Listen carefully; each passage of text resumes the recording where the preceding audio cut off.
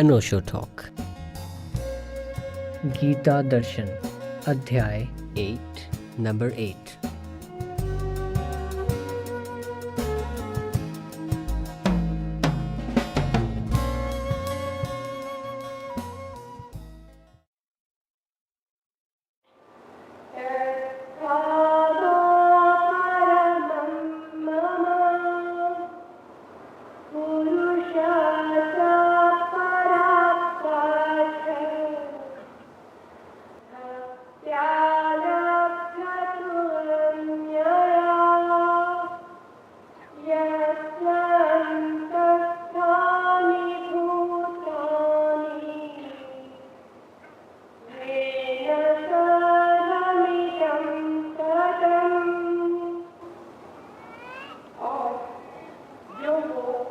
अव्यक्त अक्षर ऐसे कहा गया है, उसकी अक्षर नामक अव्यक्त भाव को परम गति कहते हैं तथा जिस सनातन अव्यक्त को प्राप्त होकर मनुष्य पीछे नहीं आते हैं वो मेरा परम धाम है।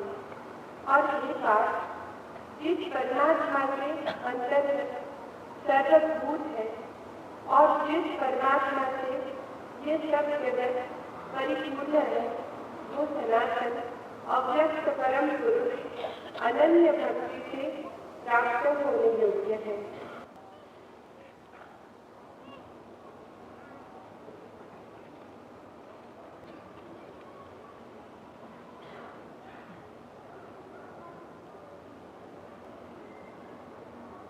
गति संसार का स्वभाव है, ठहरना नहीं और चलते ही रहना, ऐसा संसार का स्वरूप है। यहाँ कुछ भी ठहरा हुआ नहीं है। जो ठहरा हुआ मालूम होता है वो भी ठहरा हुआ नहीं। जो चलता हुआ मालूम होता है वो तो चलता हुआ है ही। जो ठहरा हुआ मालूम होता है वो भी चलता हुआ है। पत्थर ठहरे हुए मालूम पड़ते हैं, मकानों की दीवारें ठहरी हुई मालूम पड़ती हैं, लेकिन अब विज्ञान कहता है वे सब भी चलती हुई है। और ये गति बहुआयामी है, मल्टी डायमेंशनल है।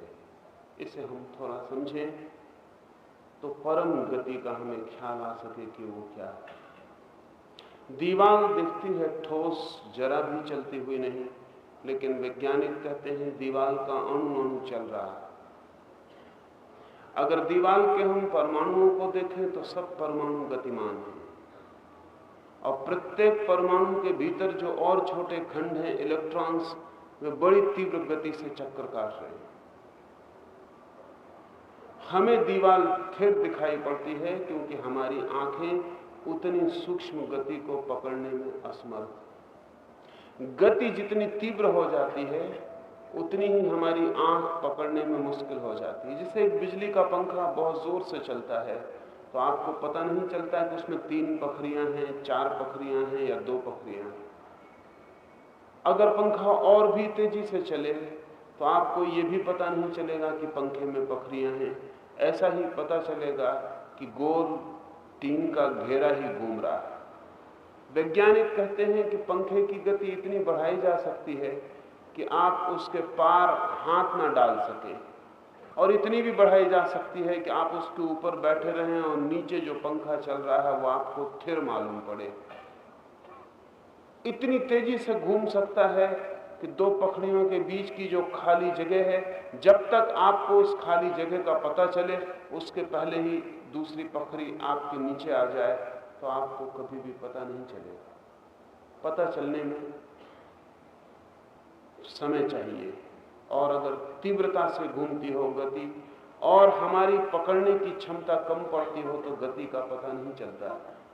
पत्थर भी चल रहे हैं, उनका अणु अणु घूम रहा है। दीवारें भी चल रही हैं, उनका अणु अणु घूम रहा है। उतनी ही तेज गति से उनका अणु घूम रहा है जितनी तेज गति से आकाश में चांद तारे घूम रहे हैं। इस जगत में कुछ भी स्थिर नहीं है। एरिंगटन ने अपनी आत्मकथा में लिखा है कि जीवन भर पदार्थों की खोज करने के बाद एक शब्द मुझे ऐसा मिला है मनुष्य की भाषा में जो कि नितांत ही झूठ है, और वो शब्द है रेस्ट, ठहराव। कोई चीज ठहरी हुई नहीं है। इसलिए जब भी हम कहते हैं किसी चीज को एट रेस्ट, तो हम गलत ही कहते हैं। कोई चीज ठहरी हुई नहीं है, कोई चीज ठहरी हुई हो नहीं सकती है। इस जगत में होने के लिए चलना ही नियम है।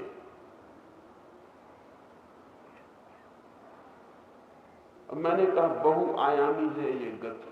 आप यहां बैठे हुए मालूम पड़ रहे हैं, निश्चित ही आप बिल्कुल बैठे हुए हैं, चल नहीं रहे, लेकिन जिस पृथ्वी पर आप बैठे हैं वो बड़ी तेजी से भागी जा रहा है।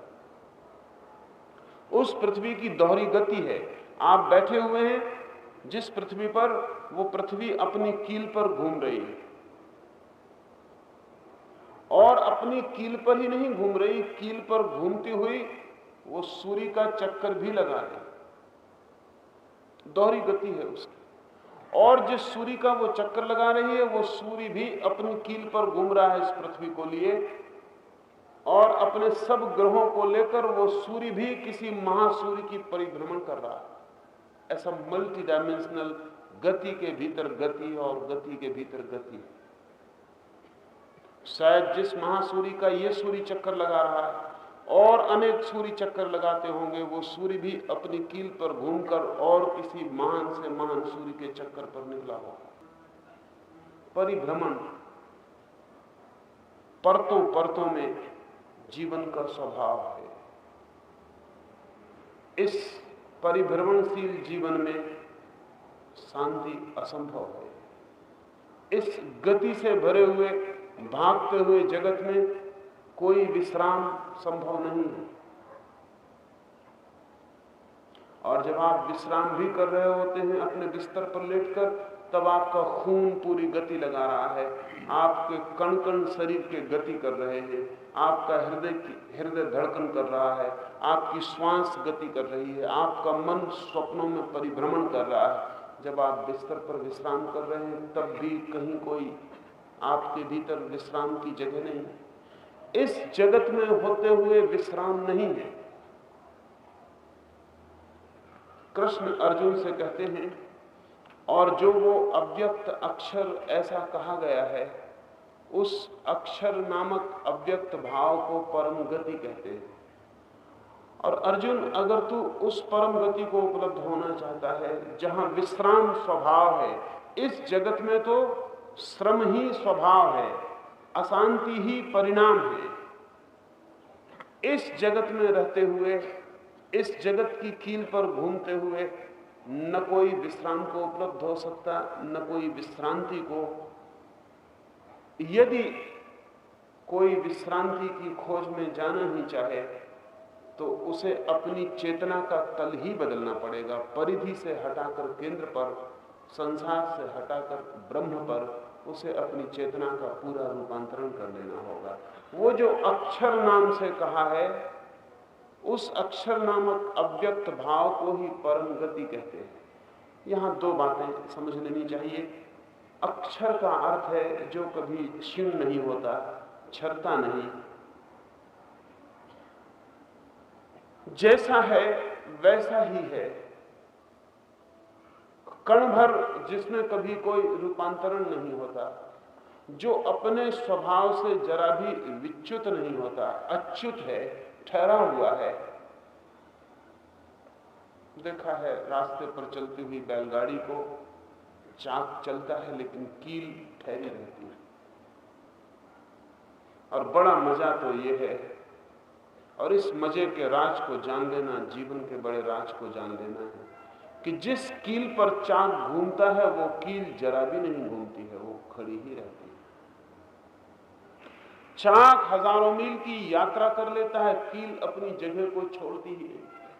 और मजा इसलिए कहता हूं कि अगर ये कील ना हो तो ये चाक जरा भी घूम नहीं सकता। इस ठहरी हुई कील के कारण ही, इसके आधार पर ही चाक घूमता है। संसार का अस्तित्व असंभव है अगर इस संसार के भीतर गहन में, इसकी गहराइयों में कहीं कोई अव्यक्त, कहीं कोई अक्षर कील मौजूद ना हो। ये पूर्वी मनीषा की खोजों में से एक गहनतम खोज है, क्योंकि पाया हमने कि जहां भी परिवर्तन है वहां परिवर्तन के आधार में कोई अपरिवर्तित चाहिए, और जहां भी गति है वहां गति के मूल में कोई अगति चाहिए, और जहां सब चीजें चल रही हों वहां उनके चलने के लिए भी कोई अचल चाहिए। इस गत्यात्मक जगत में गति शून्य कोई कील चाहिए। उस कील को ही कृष्ण अक्षर कह रहे हैं। वो कहते हैं वो जो अक्षर है, अव्यक्त है, वह भाव ही परम गति है। लेकिन इस अक्षर तक पहुंचने के लिए हम कौन सी यात्रा करें? इस अव्यक्त भाव को जो गहन में छिपा है, निगूढ़ है, इस तक हम कैसे पहुंचे? क्योंकि हमारे पहुंचने का कोई भी उपाय अगर परिधि पर हुआ और चाक के सहारे हुआ तो हम कभी भी इस कील तक नहीं पहुंच पाएंगे। ऐसा समझें कि एक बड़ा चाक है, उस पर आप बैठे हुए हैं और आप चाक पर घूमते रहें, हजारों चक्कर लगाएं, तो भी आप केंद्र पर नहीं पहुंचेंगे। यद्यपि चाक केंद्र पर ही घूमता है, कील पर ही घूमता है, फिर भी आप कील पर नहीं पहुंचेंगे। चाक पर घूमते हुए आपको चाक छोड़कर कील की तरफ सरकना होगा। आपको धीरे धीरे चाक से हट जाना होगा, परिधि से हटना होगा, केंद्र की तरफ सरकना होगा। और जिस दिन आप चाक को बिल्कुल छोड़ देंगे, उसी क्षण आप कील को, अक्षर को उपलब्ध हो जाएंगे। संसार में हम कितनी ही यात्राएं करें, उस अक्षर को हम न खोज पाएंगे। कोई चाहे तो जाए हिमालय, केदार और बद्री, कोई चाहे तो जाए कैलाश, कोई चाहे तो मक्का और मदीना, कोई काशी, कोई गिरनार, जिसे जहां जाना हो भटकता रहे। संसार में कहीं भी कोई ऐसी जगह नहीं है जहां से आप कील पर पहुंच जाएंगे। संसार की कोई भी यात्रा तीर्थ यात्रा होने वाली नहीं। जहां पहुंचने के लिए पैरों की जरूरत पड़ती हो वो परम धाम नहीं है, और जहां पहुंचने के लिए शरीर को साधन बनाना पड़ता हो वो परिधि ही होगी, वो केंद्र नहीं होगा। जहां जाने के लिए बाहर ही गति करनी पड़ती हो वो अंतरतम नहीं है। बाहर चलकर हम बाहर ही पहुंचेंगे। संसार में यात्रा करके हम संसार में ही खड़े रहेंगे। पैरों से चल के हम वहीं पहुंच सकते हैं जहां पैर पहुंचा सकते हैं। उस परम गति अक्षर को पाने के लिए तो हमें अपने भीतर एक ऐसी यात्रा करनी पड़ेगी जिसमें पैरों की कोई जरूरत नहीं पड़ती। एक ऐसी यात्रा करनी पड़ेगी जिसमें हमें बाहर नहीं भीतर की तरफ जाना पड़ता है। एक ऐसी यात्रा करनी पड़ेगी जिसमें इंद्रियों का उपयोग नहीं होता, इंद्रियों का अनुपयोग होता है। एक ऐसी यात्रा करनी पड़ेगी जहां मन का सहारा लेना नहीं पड़ता, मन का सहारा छोड़ना पड़ता है। एक ऐसी यात्रा जिसमें हम चाक के घूमते हुए रूप को छोड़कर धीरे धीरे धीरे धीरे कील की तरफ सरकते जाते हैं, और एक दिन वहां पहुंच जाते हैं जहां चाक नहीं है, कील ही है। वो कील प्रत्येक के भीतर है, क्योंकि प्रत्येक भी एक छोटा घूमता हुआ चाक है। जैसा मैंने कहा कि मल्टी डायमेंशनल है गति। पृथ्वी अपनी कील पर घूम रही और साथ ही सूर्य का चक्कर भी लगा रही। ठीक हम में से प्रत्येक व्यक्ति संसार के चारों तरफ घूम रहा, और हमारे भीतर भी कील पर हमारे शरीर का चाक घूम रहा, हमारी कील पर हमारे मन का चाक घूम रहा, हमारी कील पर हमारी वासनाओं का चाक घूम रहा, हमारी कील पर हमारी तृष्णा, हमारी कामना, हमारा क्रोध, हमारा लोभ, उन सब के चाक पुर्त दर पुर्त घूमते चले जा रहे हैं। चाक के भीतर चाक हैं, वो घूमते चले जा रहे हैं। जिस व्यक्ति को अक्षर को पाना है उसे धीरे धीरे एक एक घूमते चाक को छोड़कर भीतर सरकना है। सबसे ज्यादा कठिनाई हमारे भीतर सरकने में विचार के चक्र की, क्योंकि विचार इतनी तीव्रता से घूम रहा है और न मालूम अज्ञान के किस गहन क्षण में हमने मान रखा है कि हम विचार ही हैं।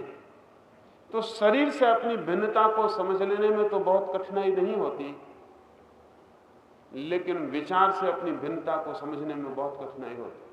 इसलिए अगर किसी आदमी का शरीर बीमार हो और हम कहें कि तुम्हारा शरीर बीमार है तो वो नाराज नहीं होता, लेकिन किसी आदमी का दिमाग खराब हो और हम कहें कि तुम्हारा दिमाग खराब है तो वो आदमी नाराज हो जाता। क्योंकि शरीर से तो एक फासला हमको लगता ही है। शरीर बीमार भी हो तो भी मैं स्वस्थ हो सकता हूं, लेकिन अगर मन बीमार हो तो मैं ही बीमार हो गया। इसलिए बीमार तो मान लेता है कि आप ठीक कह रहे हैं, पागल कभी नहीं मानता कि आप ठीक कह रहे हैं। अगर पागल से कहो कि पागल हो तो पागल सब तरह के उपाय करेगा कि मैं पागल नहीं हूं। बीमार ऐसे उपाय नहीं करता, क्योंकि बीमार समझता है कि शरीर बीमार है, मैं बीमार नहीं हूं। सिर्फ ज्ञानियों से अगर कोई कह दे कि पागल हो तो वे परेशान नहीं होते, क्योंकि मन से भी उनकी दूरी स्थापित हो जाती। अन्यथा किसी के भी मन को जरा सी चोट, शरीर को लगी चोट से ज्यादा गहरी मालूम पड़ती है। किसी का पैर काट डालें तो इतनी तकलीफ नहीं होती, किसी के एक विचार का खंडन कर दें तो पीड़ा ज्यादा होती। आदमी अपने विचार के लिए मरने को, कुर्बान होने को तैयार होता, फांसी लग जाए उसकी तैयारी है, लेकिन मेरा विचार नहीं छोड़ सकता हूं। क्यों? क्योंकि विचार के साथ हमने बहुत गहरा तादात्म्य बनाया है। असल में हमें ऐसा लगता है कि शरीर बाहर की परत है और विचार मेरे भीतर का केंद्र है। ये झूठ है। विचार भी मेरे भीतर का केंद्र नहीं है, विचार भी बाहर की ही एक परत है। मेरे भीतर का केंद्र तो अक्षर है, विचार तो अक्षर नहीं है। विचार तो अभी है और क्षण भर बाद बदल जाता है। सुबह जो था दोपहर नहीं होता, दोपहर जो था वो सांझ नहीं होता। इसलिए अगर आप विचार के लिए थोड़ी देर रुक जाएं तो हो सकता है वो काम करने की आपको कभी जरूरत ही ना पड़े। बर्नार्ड शॉ कहता था कि जब मेरी टेबल पर बहुत चिट्ठी पत्रियां इकट्ठी हो जाती हैं, 15-15 दिन बीत जाते हैं और सैकड़ों पत्र इकट्ठे हो जाते हैं और जवाब देना मुश्किल होता है, तब मैं थोड़ी सी शराब पी लेता हूं और सब काम निपट जाता है। तो एक मित्र ने उससे पूछा कि क्या शराब पीकर फिर तुम में इतनी ताकत आ जाती है कि तुम सारे पत्रों के उत्तर दे देते हो? बर्नार्ड शॉ ने कहा नहीं, शराब पीकर मैं उस हालत में हो जाता हूं कि पत्रों की फिक्र ही छूट जाती, उत्तर देने की जरूरत ही नहीं रहती।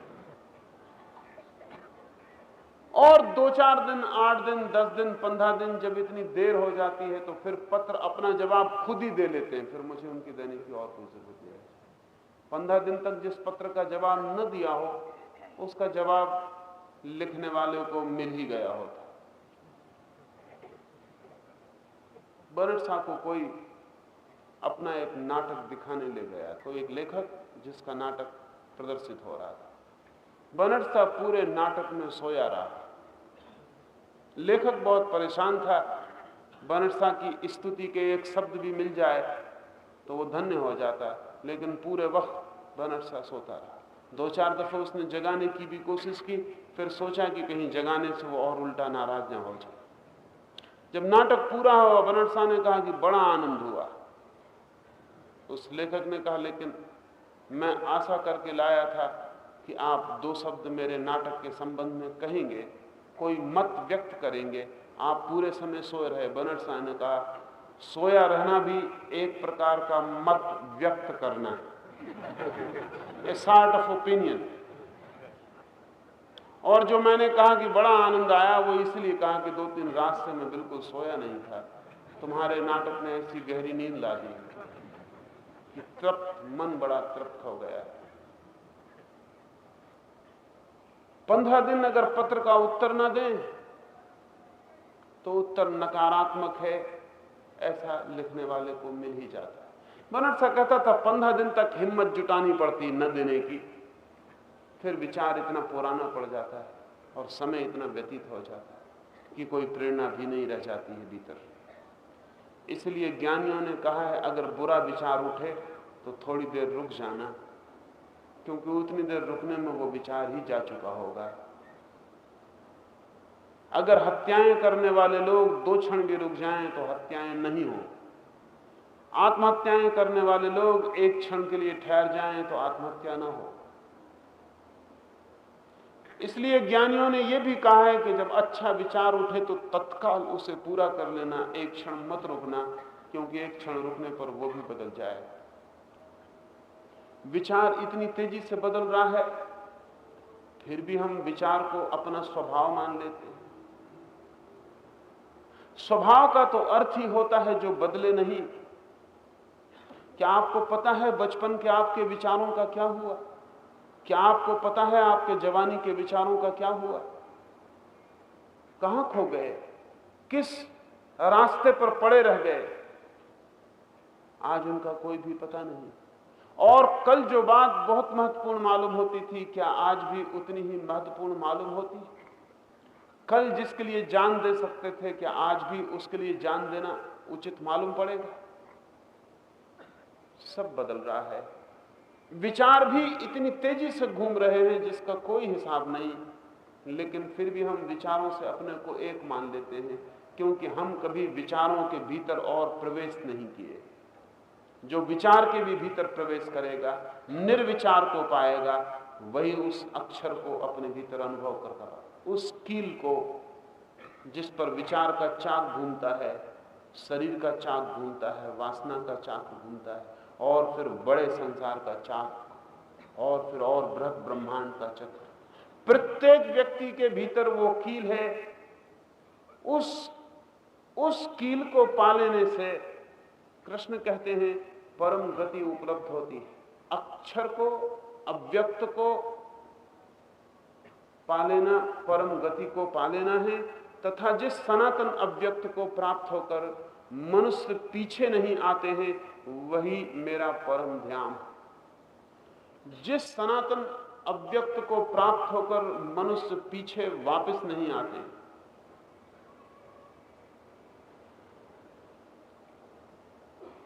एक ऐसी जगह है चेतना के विकास की जिसे हम पॉइंट ऑफ नो रिटर्न कहें, जहां से कोई पीछे वापस नहीं लौटता।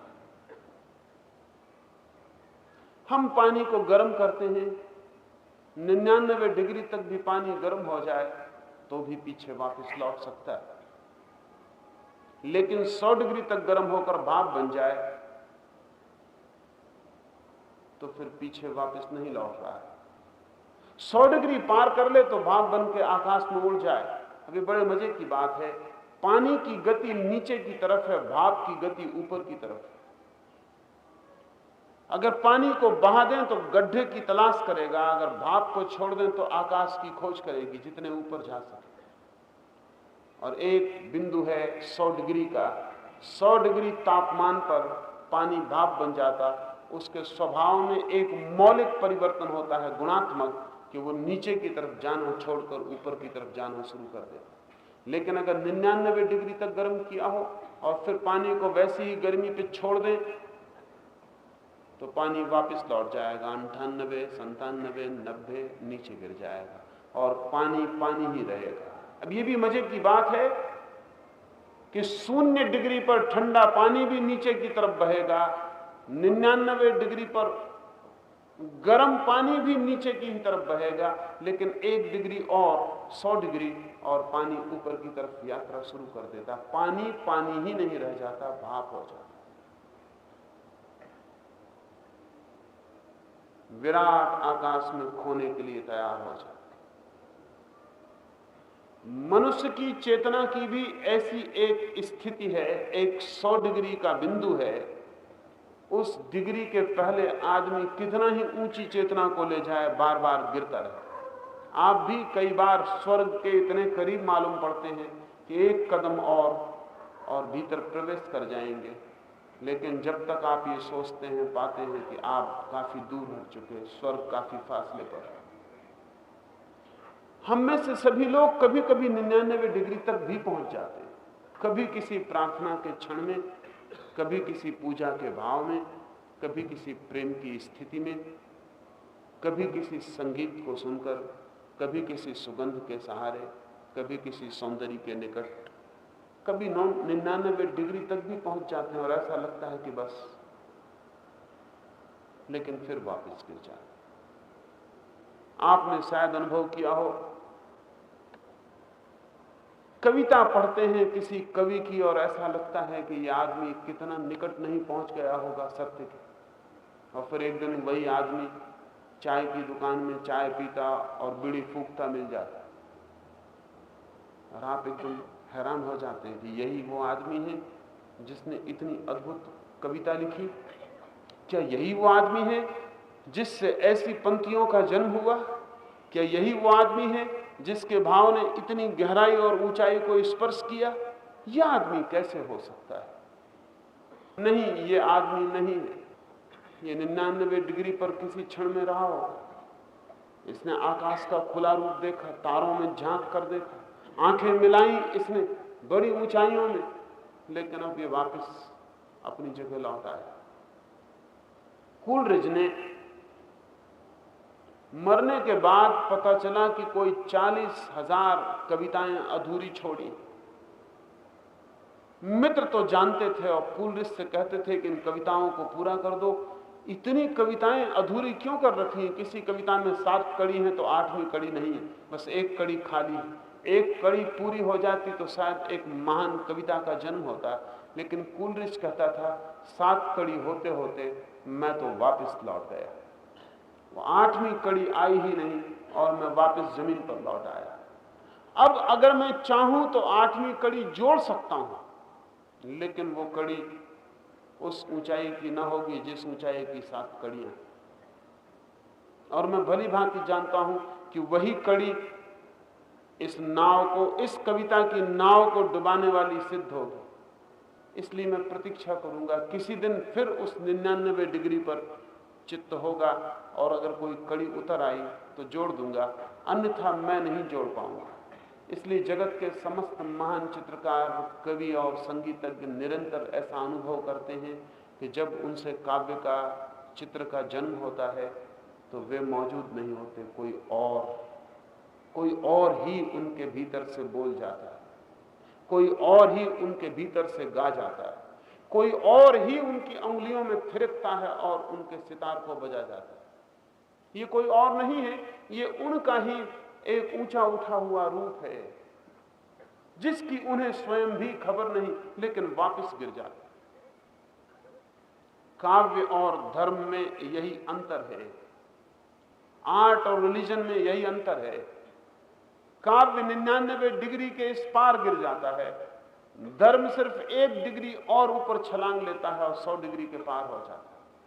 इसलिए काव्य बहुत बार धर्म के निकट पहुंचता है और धर्म से बहुत बार महाकाव्य का जन्म होता है। इसलिए हमने पुराने दिनों में एक और शब्द खोजा हुआ था जिसका अर्थ कवि ही होता है, वो शब्द है ऋषि। ऋषि का अर्थ कवि ही होता है, लेकिन एक भिन्न गुण के साथ। ऋषि हम उस कवि को कहते हैं जो उस जगह से गा रहा है जहां से वापस लौटना असंभव है, पॉइंट ऑफ नो रिटर्न। वो भी गीत को ही जन्म देता है। उपनिषद महाकाव्य है, गीता स्वयं महाकाव्य है, लेकिन कृष्ण उस जगह से इस गीत को जन्म देते हैं, इसलिए उसका नाम है भगवत गीता। गीत भगवान का, गीत भागवत चैतन्य का। उस जगह से इस गीत को जन्म मिलता है जहां से लौटना संभव नहीं है। फिर भगवत गीता के न मालूम कितनी भाषाओं में रूपांतरण हुए हैं, लेकिन अब तक एक भी ऋषि उपलब्ध नहीं हुआ उसके रूपांतरण के लिए।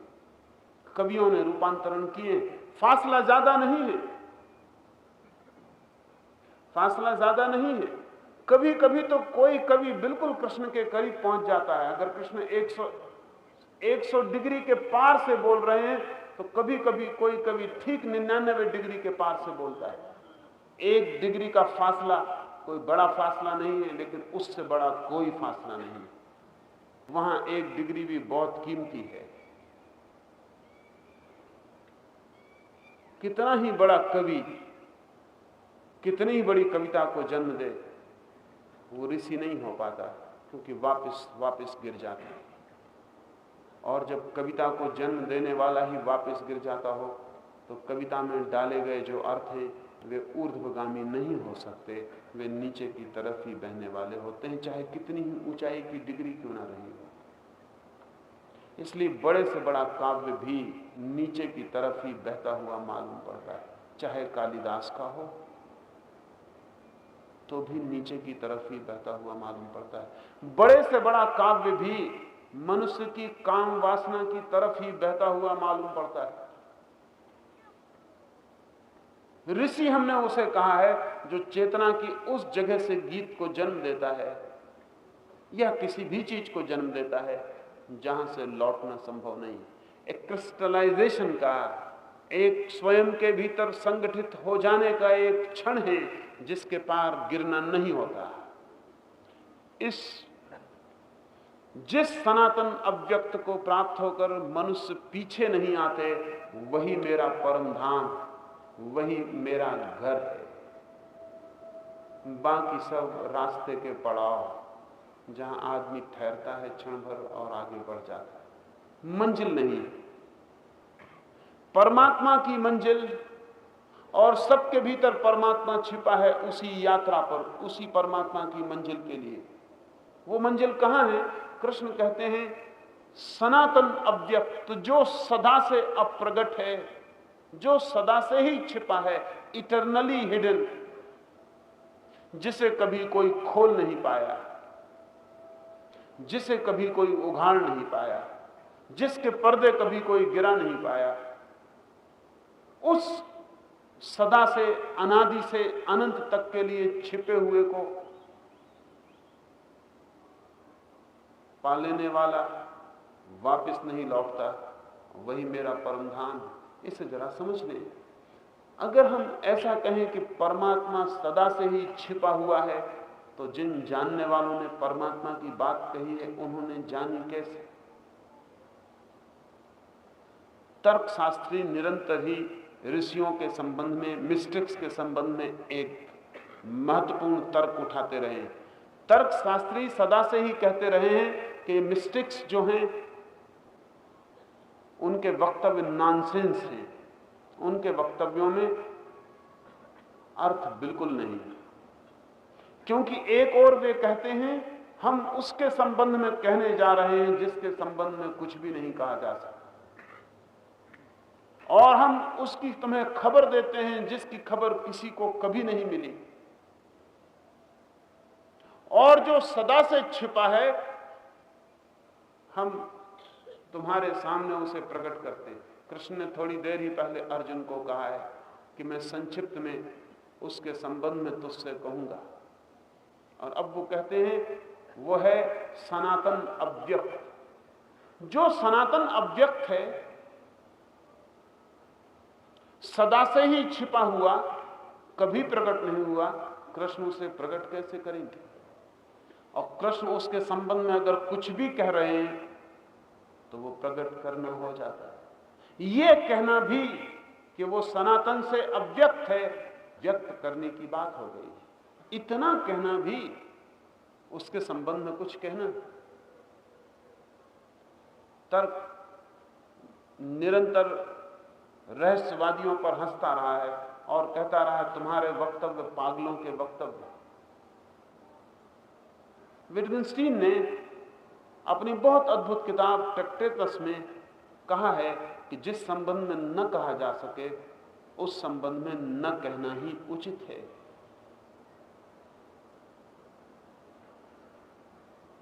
जिस संबंध में न कहा जा सके उस संबंध में न कहना ही उचित है। That which cannot be said must not be said। न कहा जा सके तो मत ही कहो, लेकिन अगर इतना भी कहा जा सकता है कि इस संबंध में मैं कुछ भी ना कह सकूंगा, then something has been said, तब कुछ कह ही गया, तब कुछ कह ही दिया, और ये भी कहना ही है, प्रकट करना ही है। तो रहस्यवादी बड़ी मुश्किल में है कि वो क्या करे। या तो वो कहना बंद कर दें, अगर वो सच में ही जानते हैं कि वो अव्यक्त है, प्रकट नहीं किया जा सकता, भाषा बोल नहीं सकती, वाणी के पार है, तो चुप हो जाएं लेकिन अगर वो चुप हो जाएं तो इतना भी नहीं कह सकते कि वो अव्यक्त थे। और फिर चुप हो जाना भी तो एक तरह का कहना होगा, ए सॉर्ट ऑफ सेइंग। चुप होना भी एक तरह का कहना ही होगा, वो भी खबर होगी, सूचना ही होगी। अगर बनट शाह का सो जाना एक मत है तो परमात्मा के संबंध में चुप हो जाना एक वक्तव्य, मौन हो जाना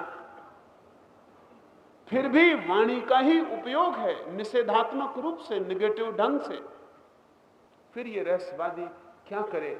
चुप हो तो मुश्किल है, बोले तो मुश्किल है, और साथ में उसे ये कहना ही है कि वो कभी भी उघाड़ा नहीं गया, वो सदा से ढका है और सदा ढका ही रहेगा। ढका होना ही उसका स्वभाव है। अगर वो सदा से ढका है तो कृष्ण उसे कैसे उघाड़ते हैं? अगर वो सदा से ढका है तो बुद्ध उसे कैसे जानते हैं? ये बड़े मजे की बात है, इसे थोड़ा ख्याल में ले लेना चाहिए। अगर संसार में किसी ढकी हुई चीज को उघाड़ना हो तो उसी चीज को उघाड़ना पड़ता है। अगर एक वैज्ञानिक किसी वस्तु के संबंध में खोज करता है तो उस वस्तु को तोड़ता है, फोड़ता है, उसके भीतर प्रवेश करता है, उसे उघाड़ता है, सब पर्दे निकाल के अलग कर देता है, भीतर प्रवेश करता है। अगर उसे आदमी के शरीर में पता लगाना है क्या बीमारी है तो एक्सरे से भीतर प्रवेश करता है, सब पर्दे तोड़ देता है, चीर फाड़ करता है, मशीनों को भीतर ले जाता है, भीतर के चित्र लाता है, भीतर के संबंध में सब जानकारी पकड़ता है, सब पर्दे उघाड़ता है और भीतर की खोज करता है। ये पदार्थ की खोज का ढंग है। परमात्मा की भी खोज होती है और वो कभी उघाड़ा नहीं जाता, उसकी खोज बड़ी उल्टी है। और जिसे परमात्मा को उघाड़ना हो उसे अपने सब पर्दे तोड़ देने पड़ते हैं, उसे अपने सब पर्दे तोड़ देने पड़ते हैं। अपने भीतर कोई भी छिपावट नहीं रखनी पड़ती, अपने भीतर कोई राज नहीं रखना पड़ता, अपने भीतर कुछ भी अव्यक्त नहीं रखना पड़ता, सब भांति अपने को अभिव्यक्त कर देना पड़ता, द्वार दरवाजे खुले छोड़कर।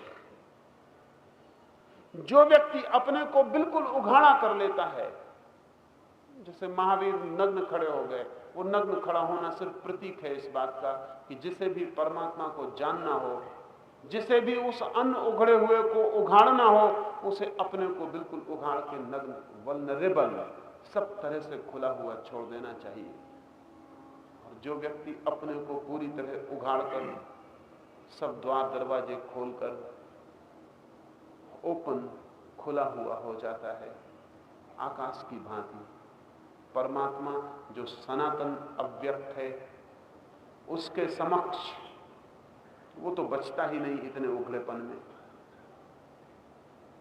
प्रकट हो जाता है। ये प्रगटीकरण बहुत और तरह का प्रगटीकरण है, क्योंकि इसमें परमात्मा को हम उघाड़ते ही नहीं, सिर्फ अपने को उघाड़ते हैं। इसे हम ऐसा भी समझ लें कि ढके हुए हम मनुष्य हैं, उघड़कर हम परमात्मा हो जाते हैं। ढके हुए हम मनुष्य हैं, उघड़कर हम परमात्मा हो जाते हैं। कोई हमारे सामने नहीं आता, अचानक हम पाते हैं उघड़ते ही कि जिसे हम खोजते थे वो तो मैं स्वयं हूं, जिस अक्षर की तलाश थी वो तो मेरे भीतर बैठा है। जिस कील के लिए हमने बैलगाड़ी पर बैठकर इतनी यात्रा की, उसी कील पर बैलगाड़ी का चाक चलता था।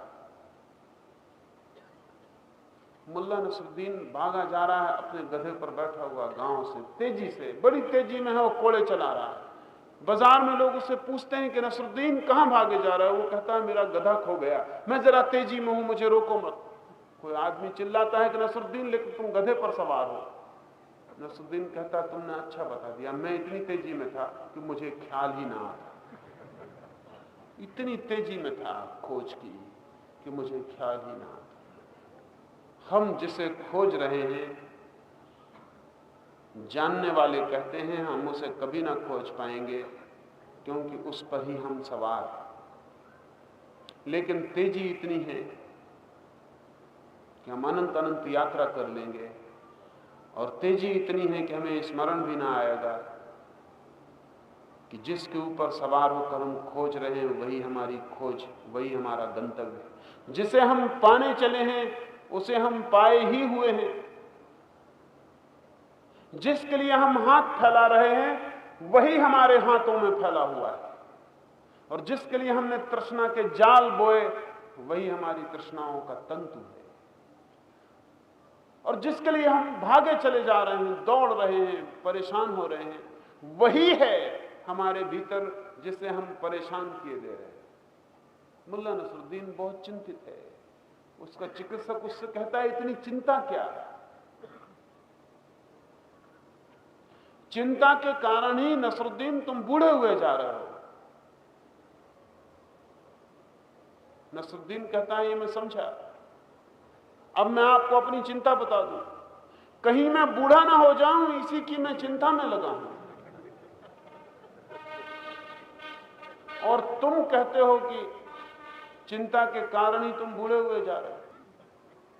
ऐसा ही विशियस सर्किल है, ऐसा ही दुष्चक्र है। चिंता के कारण आदमी बूढ़ा हुआ जा रहा है, बूढ़ा हुए जाने के कारण चिंता कर रहा है। अब इसे कहां से तोड़ना? किसे खोज रहे हैं आप? किसकी तलाश है? जो तलाश कर रहा है वही उसी की तलाश है। प्रत्येक व्यक्ति स्वयं को खोजकर, छोड़कर और कुछ भी नहीं खोज रहा है, लेकिन स्वयं को कैसे खोज सकिए? मुल्ला नसरुद्दीन एक दिन गया है अपने शराब घर में, और उसने जाकर पूछा कि मैं पूछने आया हूं, क्या शेख रहमान इधर अभी थोड़ी देर पहले आया था? शराब घर के मालिक ने कहा कि हां, घड़ी भर हुई शेख रहमान यहां आया था। मुल्ला नसरुद्दीन ने कहा कि चलो इतना तो पता चला, अब मैं ये पूछना चाहता हूं कि क्या मैं भी उसके साथ था?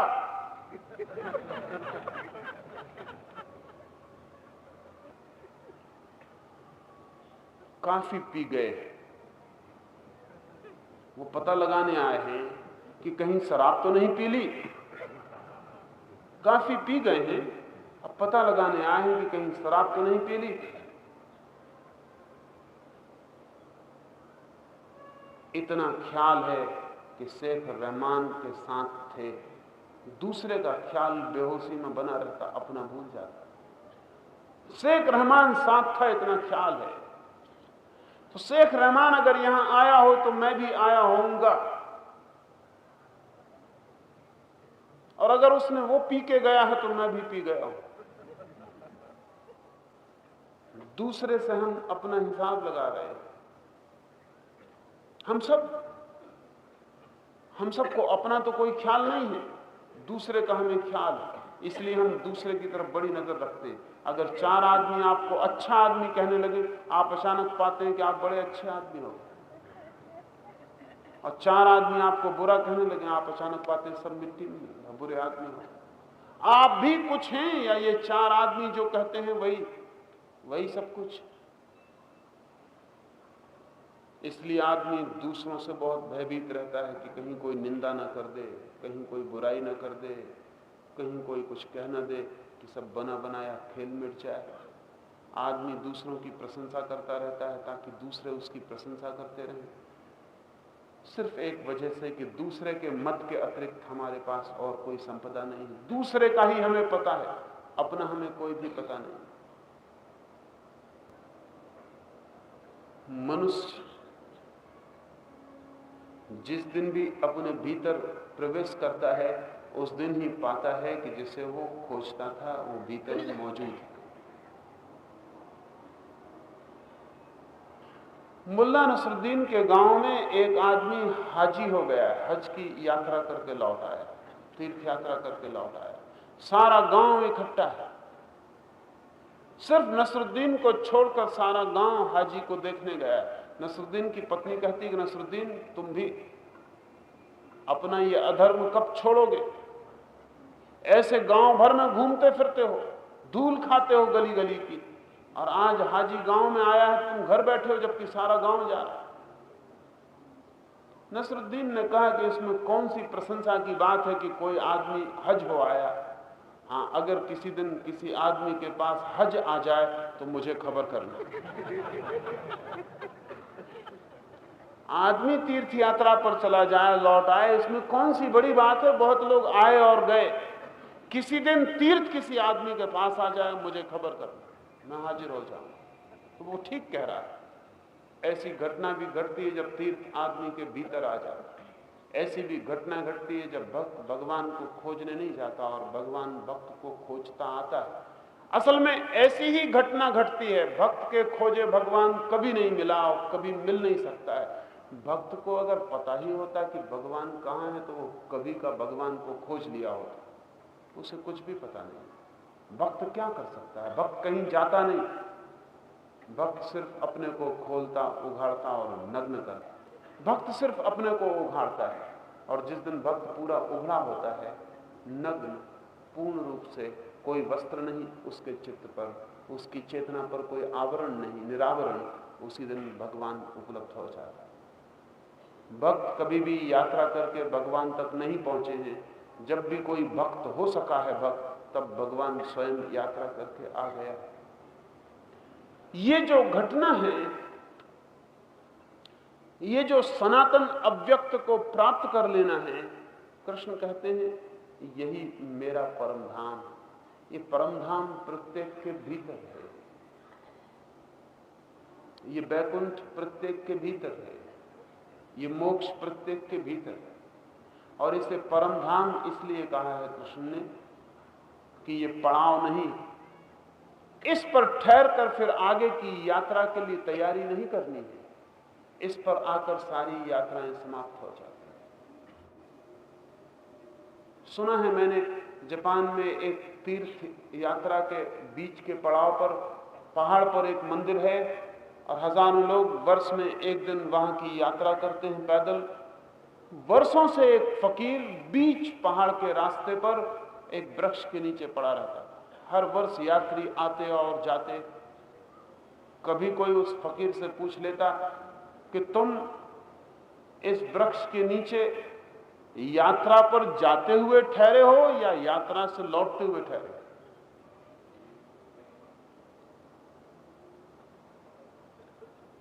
तो वो फकीर हंसता और वो कहता कि न हम किसी यात्रा पर जाते हुए ठहरे हैं और न किसी यात्रा से आते हुए ठहरे हैं।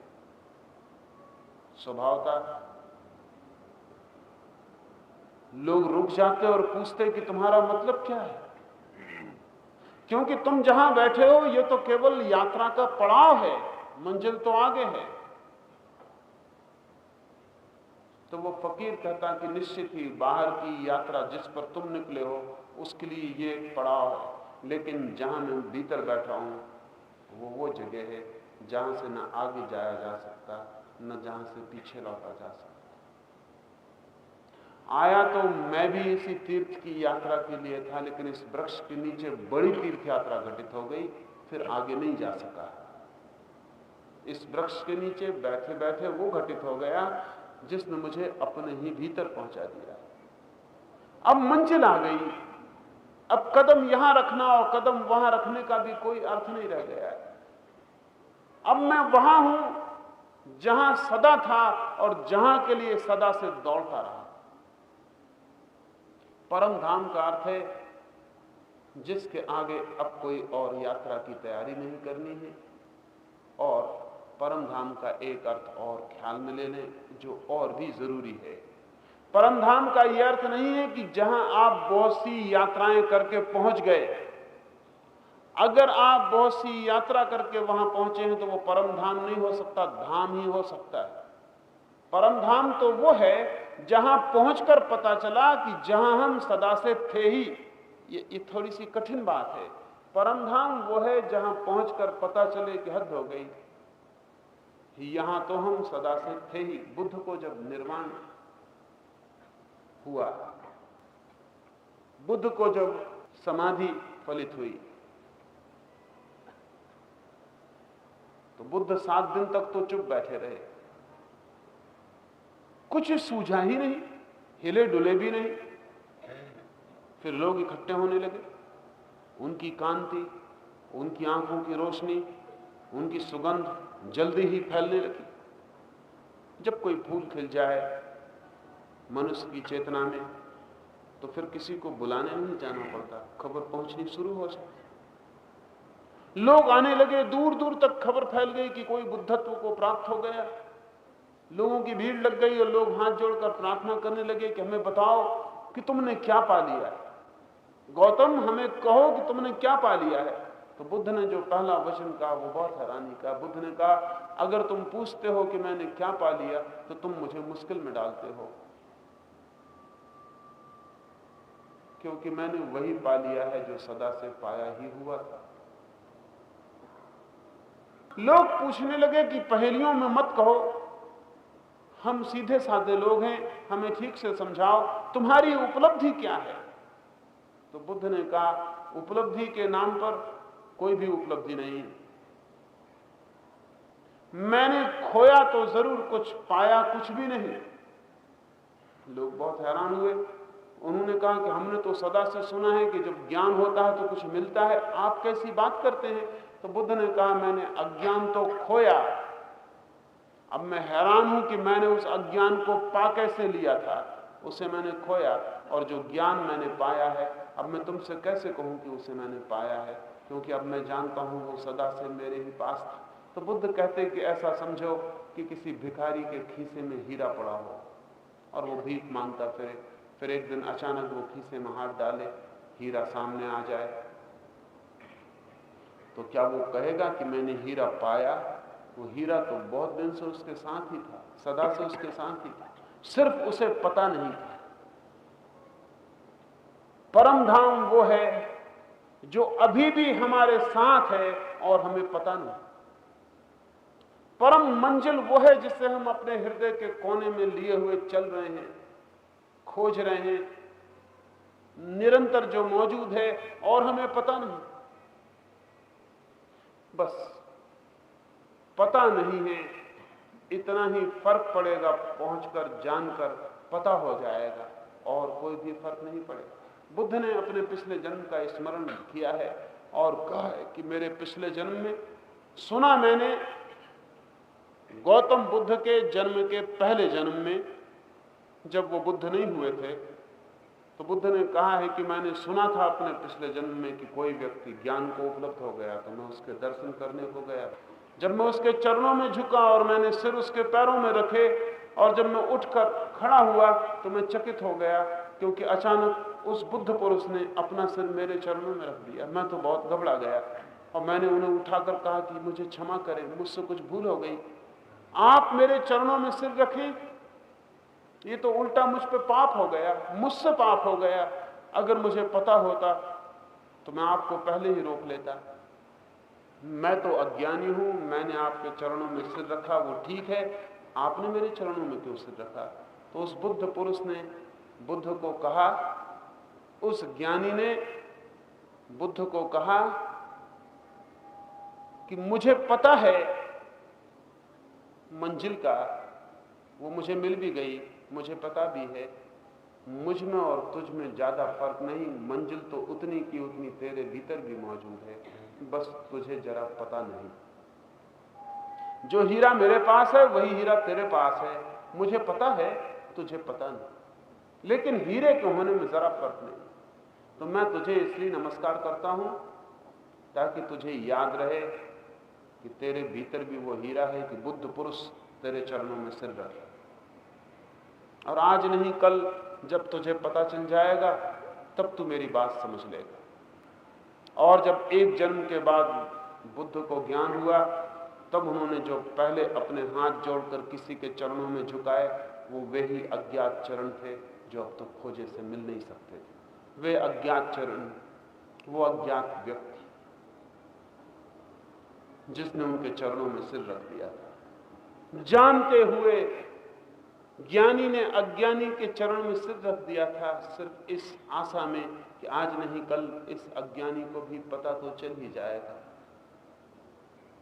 कि उसके भीतर भी ज्ञान का उतना ही सागर है, रत्ती भर भी कम नहीं। परम धाम का अर्थ है ऐसी मंजिल जो हमें मिली ही है और फिर भी हमें पता नहीं। और हे पार्थ, जिस परमात्मा के अंतर्गत सर्वभूत हैं और जिस परमात्मा से ये जगत परिपूर्ण है, वो सनातन अव्यक्त परम पुरुष अनन्य भक्ति से प्राप्त होने योग्य। जिस परमात्मा के अंतर्गत सर्वभूत है निश्चित ही भूतों के अंतर्गत परमात्मा नहीं है, पदार्थ के अंतर्गत परमात्मा नहीं है, लेकिन परमात्मा के अंतर्गत पदार्थ है। जैसे विराट आकाश सब पदार्थों को घेरे हुए है, ऐसा ही विराट परमात्मा चैतन्य समस्त आकाशों को भी घेरे हुए है। चेतना इस जगत में सर्वाधिक विस्तार है, सबसे बड़ा विस्तार है। इस समय पश्चिम में एक क्रांति चलती है, खासकर नई पीढ़ी में, यंगर जनरेशन में, और हजारों तरह के प्रयोग पश्चिम में किए जा रहे हैं रासायनिक द्रव्यों को लेकर, केमिकल ड्रग्स को लेकर। एलएसडी है, मारिजुआना है, मेस्कलीन है, हशीश है, गांजा है, भांग है, इन सब पर बहुत प्रयोग चलते हैं। और उस प्रयोग के पीछे एक आशा काम करती है, एक अभिलाषा है कि किसी भांति चेतना विस्तीर्ण कैसे हो जाए, एक्सपेंशन ऑफ कॉन्शियसनेस, चेतना फैल कैसे जाए, बड़ी कैसे हो जाए, विस्तार कैसे हो जाए।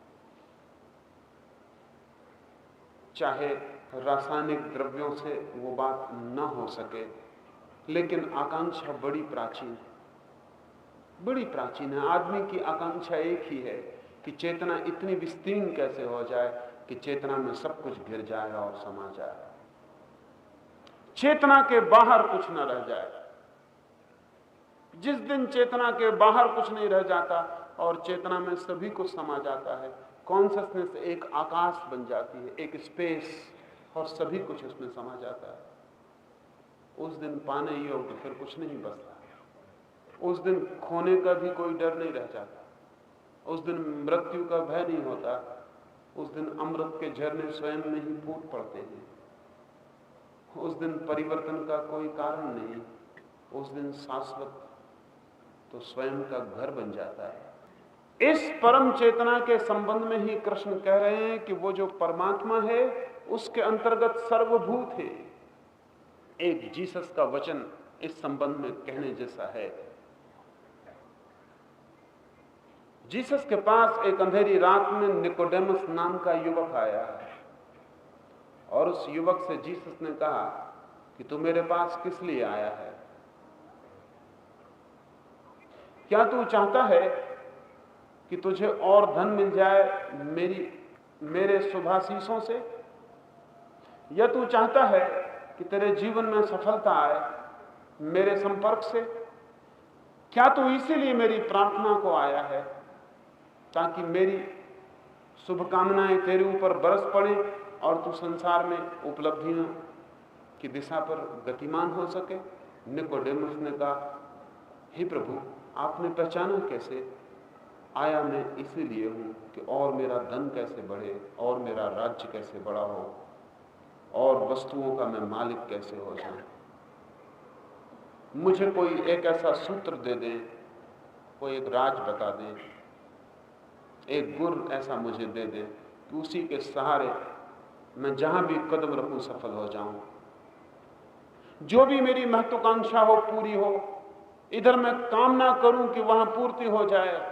मुझे कुछ ऐसा राज बता दें जो कल्प वृक्ष हो जाए। तो जीसस ने जो राज बताया, निकोडेमस की तो समझ में नहीं आया,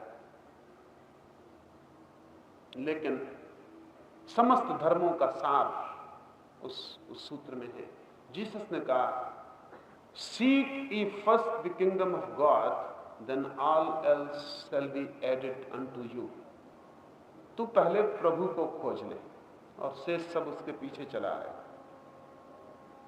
तू पहले प्रभु का राज्य खोज ले और फिर शेष सब उसके पीछे अपने से चला आए। लेकिन उस निकोडेमस ने कहा कि पहले तो मुझे शेष सबको खोजने दे, अभी प्रभु को खोजने की मेरी उम्र नहीं हुई है। कल एक बूढ़े सज्जन मेरे पास आए, 70 से कम तो उनकी उम्र ना होगी। वो मुझसे पूछने आए कि आपने युवकों को सन्यास कैसे दे दिया है? शास्त्रों में कहा हुआ है कि सन्यास तो अंतिम अवस्था में लेना चाहिए। अब अगर शास्त्रों को ही वो मानते हो तो उनको सन्यासी होके आना चाहिए था। 70 साल की उम्र है, शास्त्रों वगैरह को मानते नहीं है जरा भी, नहीं तो सन्यासी होके आना चाहिए था। अभी उन्होंने सन्यास नहीं लिया, लेकिन किसी युवक को क्यों सन्यास दे दिया, इसके लिए वो पूछने आए। इससे तो बड़ी बड़ी हानि हो जाएगी।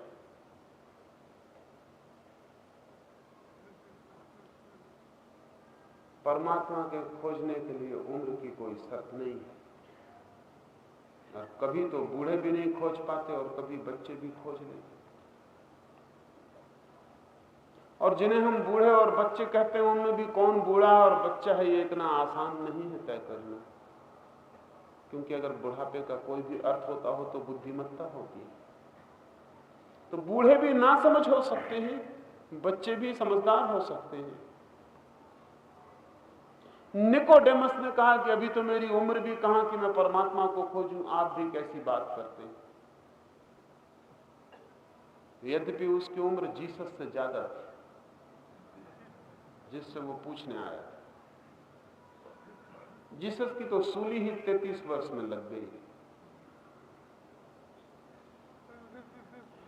जीसस ने लेकिन उसे जो सूत्र दिया और कहा, seek ye first the kingdom of God and then all else will be added unto you, और तब सब तुझे अपने आप मिल जाएगा।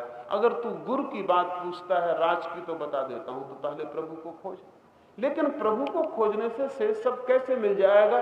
कृष्ण के सूत्र में है वो अर्थ, हे पार्थ, जिस परमात्मा के अंतर्गत सर्वभूत है, अगर किसी ने परमात्मा को ही पा लिया तो सर्वभूतों को तो पा ही लेता है। और जो भूतों को पाने में लगा रहा, पदार्थों को पाने में लगा रहा, वो पदार्थों को पा नहीं सकता, क्योंकि जब तक पदार्थों के मालिक को नहीं पाया तब तक पदार्थों को कैसे पाया जा सकता। हमारे जीवन की सारी पीड़ा यही। सुना है मैंने, एक सम्राट यात्रा पर गया और जब वो अनेक अनेक साम्राज्यों की विजय करके वापस लौटने लगा तो उसने अपनी 100 रानियां थी, उन सबको खबर भेजी कि तुम क्या चाहती हो कि मैं उपहार में तुम्हारे लिए लाऊं। किसी रानी ने कहा कि मुझे कोहिनूर लेते आना, किसी रानी ने कहा कि मेरे लिए उस देश में जो इत्र बनता है श्रेष्ठतम, उसको ले आना, जितना ला सको। किसी ने कुछ और, किसी ने कुछ और, बड़ी कीमती, बड़ी बहुमूल्य चीजें। सिर्फ एक रानी ने खबर भेजी कि तुम सकुशल वापस लौट आना, और मुझे कुछ भी नहीं चाहिए। सम्राट जिस रानी ने जो बुलाया था उसके लिए तो उतना लाया ही, लेकिन इस रानी के लिए उतना सब लाया जितना सब रानियों ने इकट्ठा बुलाया था। लौटकर उसने कहा कि रानी तो सिर्फ मेरी एक कुशल और होशियार है। उसने मालिक को मांग लिया, चीजें तो पीछे चली आ गई। सच धार्मिक व्यक्ति इस जगत में कुशलतम बुद्धिमान व्यक्ति, वो पदार्थों को नहीं मांगता, वो पदार्थों के मालिक को ही मांग लेता। पदार्थ तो पीछे चले आते हैं। जिसे हम ग्रस्त कहते हैं, जिसे हम समझदार कहते हैं, वो सिर्फ नासमझों की आंखों में समझदार होगा, उससे ज्यादा नासमझ कोई भी नहीं, क्योंकि वो जो भी मांगता है वो क्षुद्र पदार्थ है। और मालिक को बिना मांगे हम वहम में ही होते हैं कि हमें कुछ मिल गया, क्योंकि मौत हमसे फिर सब छीन के मालिक को वापस लौटा देती। थोड़ी बहुत देर हम पहरेदारी करते हैं। बड़े से बड़ा हमारे बीच जो धनपति है वो धन का पहरा देता है। जितना ज्यादा धन उतना ही खर्च करना मुश्किल हो जाता है। खर्च करना तो सिर्फ फकीर ही जानते हैं। मुल्ला नसरुद्दीन ने अपने गांव में कभी किसी आदमी को चाय भी नहीं पिलाई थी। मरते समय तक बहुत पैसा उसके पास इकट्ठा हो गया, लेकिन एक दिन गांव में खबर उड़ गई कि मुल्ला नसरुद्दीन पूरे नगर को भोज दे रहा है। किसी ने भरोसा नहीं किया। लोगों ने सुना, हंसे और टाल दिया। एक अजनबी आदमी गांव में आया हुआ था। वो बड़ा हैरान हुआ कि जब गांव में इतने जोर की अफवाह है फिर भी कोई आदमी मानता क्यों नहीं। उसने सोचा कि हर्ज क्या है, चल के मैं नसरुद्दीन से ही पूछ लूं। कुतूहलवश गांव के लोगों ने बहुत समझाया कि तू बिल्कुल पागल है, ये नसरुद्दीन ने ही अफवाह उड़ाई होगी, बाकी ये हो नहीं सकता, ये इम्पॉसिबल है, ये असंभव है, इस नगर में कुछ भी हो सकता है। नसरुद्दीन बोझ दे दे पूरे नगर को, ये कभी नहीं हो सकता, जाने की जरूरत नहीं है। लेकिन जितने लोगों ने रोका उसकी उत्सुकता बढ़ी। उसने कहा हर्ज क्या है, 4 कदम चल के जरा मैं पूछ ही क्यों ना हो, अफवाह सच भी हो सकती है। वो आदमी गया। नसरुद्दीन तो भीतर बैठा था अपने बैठक में, बाहर नौकर उसका महमूद था।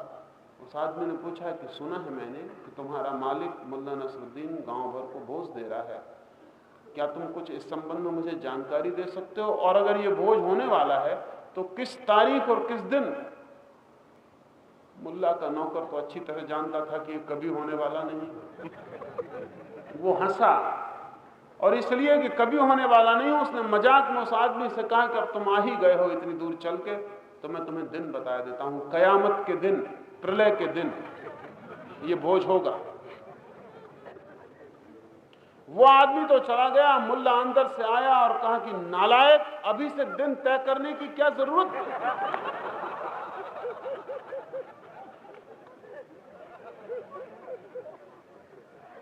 फंसा दिया मुझे, दिन भी तय कर दिया, अब बात उड़ने दे, दिन तय करने की कोई जरूरत नहीं।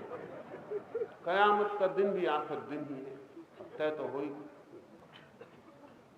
पहरे देते हैं लोग, अपने धन पर पहरा देते हैं, अपने यश पर पहरा देते हैं और मर जाते हैं, और उनका धन और उनका यश उन पर हंसता हुआ यहीं पड़ा रह जाता है।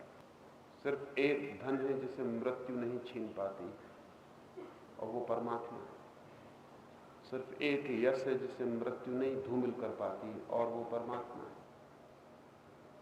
और मजा यह है कि जो परमात्मा को पा लेता वो सब पा लेता, और जो सबको पाने की कोशिश में रहता है वो सब में से तो कुछ पाता ही नहीं। जिसे पा सकता था परमात्मा को, उसे भी पाने के अवसर चूकता चला जाता। और जिस परमात्मा से ये जगत परिपूर्ण है वह सनातन अव्यक्त परम पुरुष अनन्य भक्ति से प्राप्त होने योग्य है। और जिस परमात्मा से ये जगत परिपूर्ण, लेकिन हमें तो कहीं परमात्मा दिखाई नहीं पड़ता। और कृष्ण कहते हैं कि जिस परमात्मा से ये जगत परिपूर्ण वो हमें कहीं दिखाई नहीं पड़ता। हमें सब कुछ दिखाई पड़ता है परमात्मा को छोड़कर। हमें सब कुछ दिखाई पड़ता है, आदमी, वृक्ष, पत्थर, हीरे जवाहरात, आकाश, चांद तारे, सब दिखाई पड़ता है, सिर्फ परमात्मा दिखाई नहीं पड़ता। और ये कृष्ण जैसे लोग निरंतर कहे जाते हैं कि और सब कुछ भी नहीं है, परमात्मा ही है। जरूर कहीं कोई बात है। पश्चिम में एक नई साइकोलॉजी पिछले 50 वर्षों में विकसित हुई है। उस साइकोलॉजी का नाम है गेस्टाल्ट साइकोलॉजी, गेस्टाल्ट मनोविज्ञान। ये गेस्टाल्ट शब्द ऐसा है कि इसका अनुवाद नहीं हो सकता, इसलिए थोड़ा मैं आपको समझा दूं तो ख्याल में आ सके। गेस्टाल्ट जर्मन शब्द है, और गेस्टाल्ट का मतलब होता है एक रूपरेखा जो मन को पकड़ ले तो उससे विपरीत रूपरेखा दिखाई नहीं पड़ती। इसे ऐसा समझें, कभी आपने बच्चों की किताबों में ऐसी तस्वीरें देखी होंगी। बच्चों की किताब में ऐसी तस्वीर अक्सर होती है कि दो चेहरे आदमियों के एक दूसरे को देखते हुए बने हैं। नाक नाक के पास, ओंठ ओंठ के पास, दाढ़ी दाढ़ी के पास, दो चेहरे बने हैं काले। इस चित्र को आप दो तरह से देख सकते हैं। अगर बीच की सफेद जगह को देखें तो मालूम पड़ेगा कि कोई फूलों का गमला रखा है। अगर आप काले चेहरों पर ध्यान दें तो फूलों का गमला खो जाएगा और दो चेहरे दिखाई पड़ेंगे आमने सामने। मजा यह है कि जब आप काले चेहरों को देखेंगे तो आपको गमला नहीं दिखाई पड़ेगा, और जब आप गमले पर ध्यान देंगे तो चेहरे दिखाई नहीं पड़ेंगे। दोनों एक साथ दिखाई नहीं पड़ेंगे।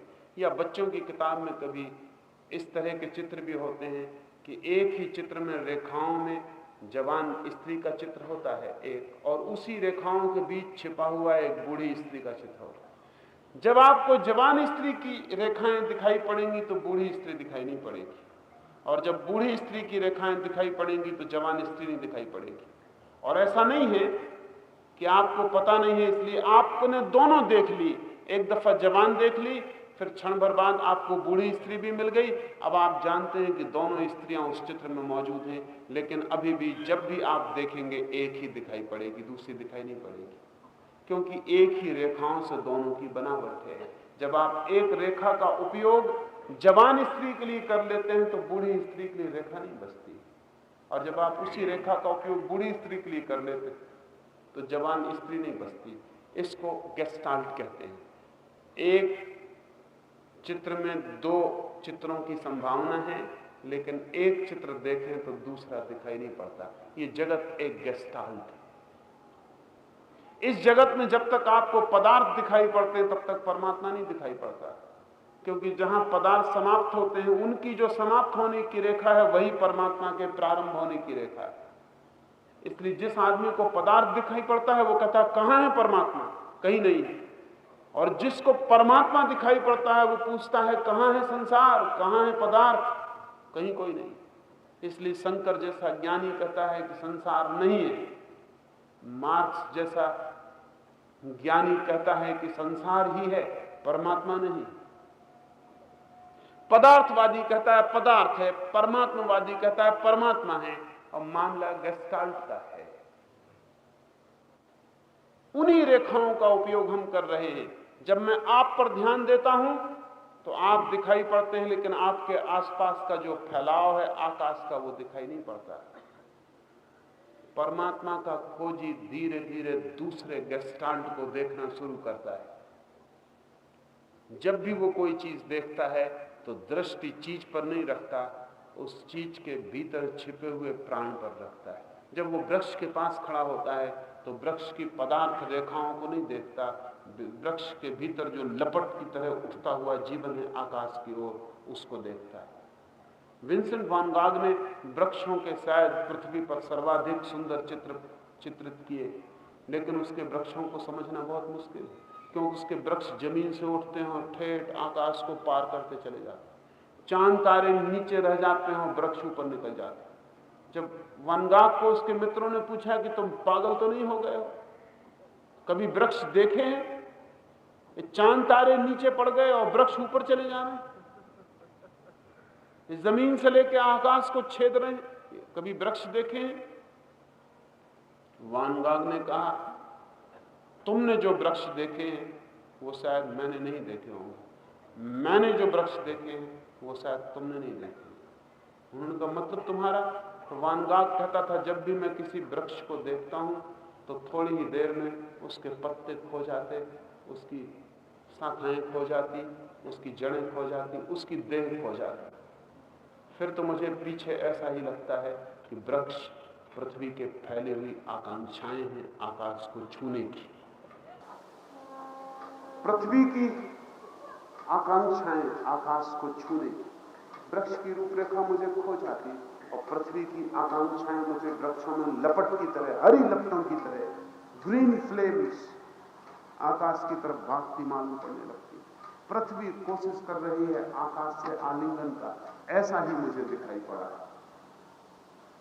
लेकिन ऐसा जिसे दिखाई पड़ेगा उसे फिर वृक्ष के पत्ते वगैरह दिखाई नहीं पड़ेंगे, और जिसे वृक्ष के पत्ते वगैरह दिखाई पड़ेंगे उसे वृक्षों के भीतर ये जो प्राण की ऊर्जा है भागती हुई ये दिखाई नहीं पड़ेगी। जिसको फूल में केवल केमिकल्स दिखाई पड़ेंगे उसे सौंदर्य नहीं दिखाई पड़ेगा, और जिसे सौंदर्य दिखाई पड़ेगा उसे केमिकल्स का कोई पता नहीं। गेस्टाल्ट का भेद है। कृष्ण कहते हैं ये जगत, इसका सब कुछ परमात्मा से परिपूर्ण है, उसी से भरा हुआ है। हम चारों तरफ देखते हैं वो कहीं दिखाई नहीं पड़ता। हमारा गेस्टाल्ट गलत, या हमारा गेस्टाल्ट संसार को देखने वाला है। हमें अपना गेस्टाल्ट बदलना पड़ेगा। इस गेस्टाल्ट की बदलाहट की प्रक्रिया का नाम योग है। इस गेस्टाल्ट की बदलाहट की प्रक्रिया का नाम धर्म है। इस गेस्टाल्ट को बदलने की चेष्टा ही साधना है। तब जगत में पदार्थ नहीं दिखाई पड़ता, परमात्मा ही दिखाई पड़ता। एक क्षण ऐसा आता है कि जगत में उसके अतिरिक्त कुछ भी दिखाई नहीं पड़ता, तो वही शेष रह जाता है। सब रेखाएं उसी में लीन हो जाती हैं और सब नदियां पदार्थ की उसी के सागर में डूब जाती हैं और डूब जाती हैं। वो सनातन अव्यक्त परम पुरुष अनन्य भक्ति से प्राप्त होने योग्य और ये जो परम सत्ता व्याप्त है सब जगह, ये अनन्य भक्ति से प्राप्त हो जाता है। ये दो शब्द आखिर में समझ लें। अनन्य भक्ति, ऐसी भक्ति जो संपूर्ण रूप से, समग्र रूप से, एक निष्ठा से परमात्मा की तरफ हो, एक निष्ठा से परमात्मा की तरफ हो। निष्ठा जरा भी यहां वहां खंडित ना होती, वो भागती ना हो। बटी हुई निष्ठा उस तक नहीं पहुंचा पाएगी। बटी हुई निष्ठा संसार के गेस्टाल्ट में ले जाती, एक निष्ठा संसार के गेस्टाल्ट से ऊपर उठाती। उसके कारण ये संसार का अर्थ है बहुत वस्तुएं, अनेक। अगर अनेक के बीच जीना है तो आपके भीतर अनेक आकांक्षाएं और अनेक निष्ठाएं होनी चाहिए। परमात्मा का अर्थ है एक। अगर एक को पाना है तो एक निष्ठा, एक आकांक्षा, एक अभीप्सा होनी चाहिए। एक को पाना हो तो आपको भी एक होना चाहिए, अनेक को पाना हो तो आप अनेक में विभाजित होकर जी सकते हैं। क्योंकि हम संसार को पाने में लगे हैं, हमारे एक एक आदमी के भीतर अनेक अनेक आदमी होते हैं। सच तो यह है, हम में से कोई भी एक नहीं होता, क्राउड, एक भीड़ होती हर आदमी के भीतर। आप भी पहचान सकते हैं कि आपके भीतर बहुत चेहरे होते हैं, बहुत आदमी होते हैं आपके भीतर। मनोविज्ञान कहता है आदमी मल्टी साइकिक है, बहुचित्तवान है, उसके भीतर बहुत चित्त, और एक चेहरा दूसरे चेहरे से भी अपरिचित बना रहता है। परिचय का मौका ही नहीं आता। मुल्ला नसरुद्दीन एक नाव में यात्रा कर रहा है, नाव डूब जाती। शिष्ट आदमी है, सज्जन आदमी है, नियम का पालन करता है। नाव डूब जाती है, अनेक यात्री मर जाते हैं, कुछ किनारों की तरफ तैर के करने की, निकलने की कोशिश करते हैं। मुल्ला को एक लकड़ी का पटिया मिल जाता है, एक और यात्री को भी मिल जाता है। एक दिन भर बीत गया, दोनों पटिए पर सहारा लिए चल रहे हैं, लेकिन अभी कोई बातचीत नहीं हुई। बड़ी कठिनाई है। कठिनाई यह है कि दोनों सज्जन आदमी हैं और उनका पहले किसी ने परिचय कराया नहीं और अब कोई परिचय कराने वाला नहीं। वो दोनों ही हैं, लकड़ी के पटिए को पकड़े और किसी ने परिचय कराया नहीं, तो बिना परिचय कराए किसी से बोलना। आखिर दूसरे आदमी के बर्दाश्त के बाहर हो जाती है सज्जनता। कभी कभी सज्जनता बड़ी बर्दाश्त के बाहर हो जाती है। आखिर वो कहता है कि महाशय हद हो गई, औपचारिकता की भी हद हो गई, आप बोल क्यों नहीं रहे? नसरुद्दीन ने कहा कि मैं प्रतीक्षा कर रहा हूं कि जो अशिष्ट हो वो पहले बोले। अब तुम बोल चुके, अब कोई अड़चन नहीं। मैं कभी नहीं बोलता उस आदमी से जिससे मेरा पहले परिचय न करवाया गया, और मेरा किसी ने तुमसे परिचय नहीं करवाया। आपके भीतर इतने चेहरे हैं जिनके साथ ही आप तैर रहे हैं, सागर में डूब रहे हैं, लेकिन आपका कोई परिचय नहीं, क्योंकि आपके खुद के चेहरों से कोई दूसरा तो आपका परिचय करवाएगा नहीं, आपको ही परिचय करना पड़ेगा। आप शिष्ट आदमी हैं, कैसे परिचय करें? और आपके चेहरे कोई दूसरा परिचय करवाएगा कैसे? और अगर कोई करवाने की कोशिश करे तो आप नाराज भी हो जाते हैं। अगर कोई आपको बताए कि देखो सुबह तुम्हारा दूसरा चेहरा, अब तुम दूसरा चेहरा लिए, तो आप एकदम नाराज हो जाते। और आप कभी अपने आत्म परिचय में लगते नहीं तो पाएंगे कि भीतर एक भीड़ है। इस भीड़ का कारण क्या है? इस भीड़ का एक ही कारण है, क्योंकि आप बहुत सी चीजों को पाना चाहते हैं। बहुत सी चीजों को पाने के लिए आपको बहुत से हिस्से अपने खंड खंड करने पड़ेंगे। आप उस आदमी की तरह हैं जो चौराहे पर खड़ा है और चारों रास्तों पर एक साथ जाना चाहता है। तो थोड़ा हिस्सा इस रास्ते पर चला जाता है, थोड़ा हिस्सा उस रास्ते पर चला जाता है, थोड़ा हिस्सा और रास्ते पर चला जाता है। आपके सब हिस्से अलग अलग यात्राओं पर निकल जाते हैं। फिर शायद मुश्किल ही हो जाता है उनको इकट्ठा करना और एक जगह लाना। परमात्मा को पाना हो तो अनन्य भक्ति से ही वो प्राप्त करने योग्य है। अनन्य का अर्थ है इंटीग्रेटेड। आपके भीतर आप इतने एक हो जाएं कि आप जिस तरफ आंख उठाएं आपके पूरे प्राणों की आंख उस तरफ उठ जाए। अभी ऐसा नहीं होता। अभी आदमी मंदिर में पूजा के लिए भी सिर नीचे रखता है तो एक आंख परमात्मा की तरफ लगी रहती है कि प्राण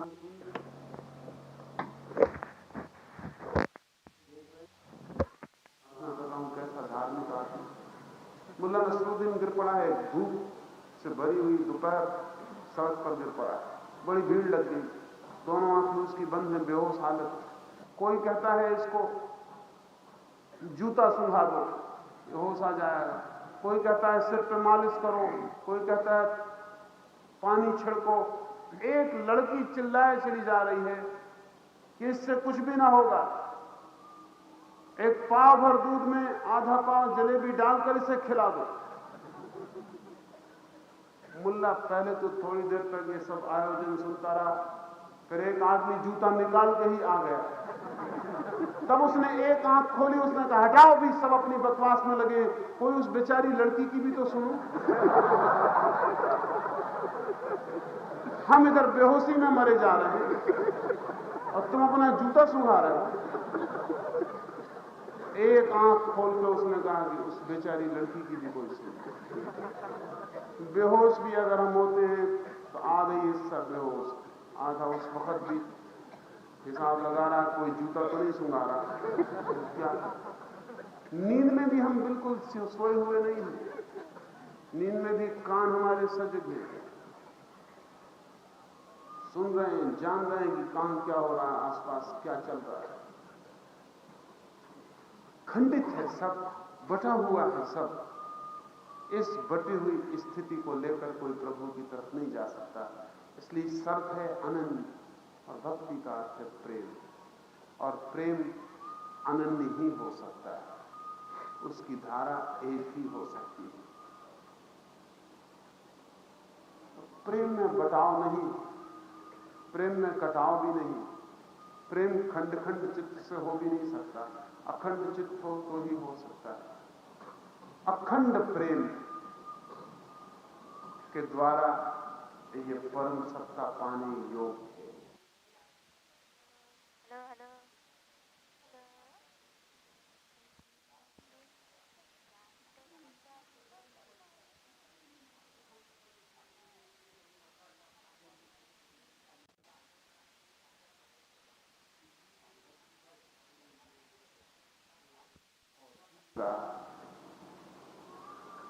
कि यही पाने योग्य है और कुछ इस जीवन में अस्तित्व में पाने योग्य नहीं। ये परम धाम ही पाने योग्य, और इस परम धाम के लिए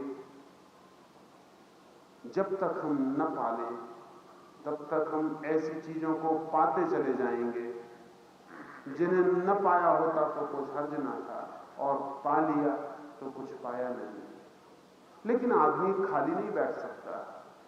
आदमी कुछ तो पाता ही रहेगा, कुछ तो करता ही रहेगा। ये मकान बनाएगा और बड़ा मकान बनाएगा, ये दुकान खोलेगा और बड़ी दुकान खोलेगा, कुछ ना कुछ करता ही रहेगा। और सब कुछ करके भी पाएगा कि कुछ पाया नहीं, तो फिर कुछ और करने में लग जाएगा। हमारे जिंदगी का तर्क ऐसा है कि अगर एक मकान में बना लूं और सुख न मिले तो मैं सोचता हूं इतने छोटे से मकान से कहां सुख मिलेगा, थोड़ा बड़ा मकान बनाना चाहिए। वो उतना बड़ा बना लूं फिर भी मेरा तर्क कहेगा इतने से नहीं मिला है। साफ जाहिर होता है कि थोड़ा और बड़ा मकान चाहिए। इसी तरह मैं दौड़ता रहूंगा। कभी भी ये ख्याल नहीं आता कि जब छोटे मकान में कम से कम थोड़ा तो सुख मिलना चाहिए, तो बड़े में थोड़ा और ज्यादा मिल जाता। थोड़े में थोड़ा भी नहीं मिला, छोटे में छोटा सुख भी नहीं मिला, तो बड़े में भी नहीं मिल सकता। मैं कहीं कुछ गलत काम में लगाऊं, मैं सिर्फ ऑक्युपाइड हूं, मैं सिर्फ व्यस्त होने की कोशिश में लगाऊं, खालीपन घबराता है, भरता रहता हूं, कभी धन से, कभी यश से, कभी पद से, कुछ ना कुछ काम से अपने को भरता है। लेकिन कितना ही भरूं अपने को, कितने ही कामों से खाली ही रह जाऊंगा, सिवाय परमात्मा की और कोई चीज वस्तुतः किसी को भर नहीं सकती। उस भराव के साथ ही फुलफिलमेंट, उस भराव के साथ ही भराव, उसके पहले हर आदमी खाली। इसलिए पश्चिम में इधर 50 वर्षों में, और पश्चिम का प्रभाव तो सारे पूरब पर भी छा गया है, 50 वर्षों में जितने जीवन दर्शन पैदा हुए हैं,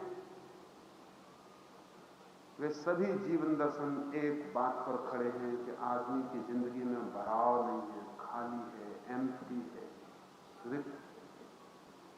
इनकी रिक्तता का कारण है क्योंकि पिछले 50 वर्षों में पश्चिम और पश्चिमी विचारधारा के प्रभावी लोगों ने परमात्मा को इस तरह इंकार किया है जैसा इंकार इसके पहले मनुष्य के इतिहास में कभी भी नहीं हुआ था। जितना हम परमात्मा को इंकार करेंगे उतना ही हम एम्प्टी और खाली अपने को अनुभव करेंगे, और फिर उस खालीपन को ना एटम से भर सकते हो, ना हाइड्रोजन बम से भर सकते हो। उस खालीपन को बड़ी से बड़ी यूनिवर्सिटियां खड़ी करो, नहीं भर पाओगे। उस खालीपन को बड़े महल खड़े करो, 100-150 मंजिल ऊंचे, आकाश को छूने लगे, वो खालीपन बिल्कुल नहीं छुआ जाएगा। वो खालीपन किसी और चीज से कभी भरता ही नहीं, वो सिर्फ एक से ही भरता है, जिससे वो पहले से ही भरा हुआ है। उसको ही जान लेने से भरापन उपलब्ध होता है। आज इतना ही, लेकिन 5 मिनट जाएंगे नहीं। 5 मिनट अपनी जगह पर ही बैठे रहें। अगर आप अपनी जगह पर बैठे रहें तो मैं सन्यासियों को खड़े होकर कीर्तन करने की आज्ञा दूंगा।